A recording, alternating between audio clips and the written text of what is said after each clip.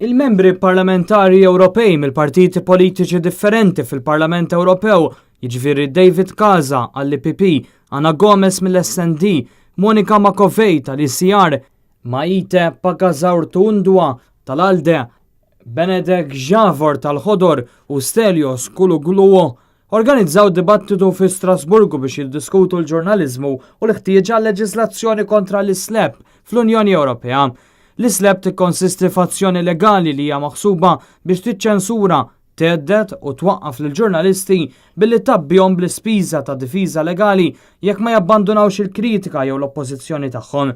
Matul id-dibattitu li sar fil-Kamra Defni Caruana Galizja, l-MPs kambjaw femijiet ma' ġurnalisti u organizzazzjonijiet tal-ġurnalisti dwar l-effetti tal-prattiċi slep u l-miżuri meħtieġa biex jindirizzawhom. L-MPs iddikjaraw hekk: Inna naħdmu fuq dan is-suġġett tal-ħafna xhur. L-islep hija abbuż, fastidju u m'għandha l-ebda post fl-Unjoni Ewropea.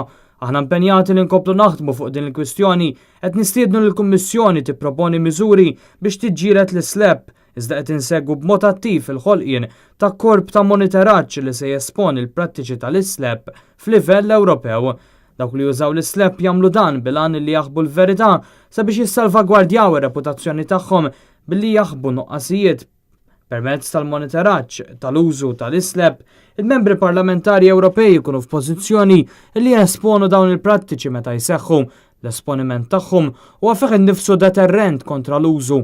F'Malta jidher ċar mir-risposta li rċivejna mill-Kummissjoni li m'hemm xejn fil-liġi tal-Unjoni Ewropea li jipprevjeni miżuri leġislattivi biex jipproteġu lill-ġurnalisti kontra l-islep.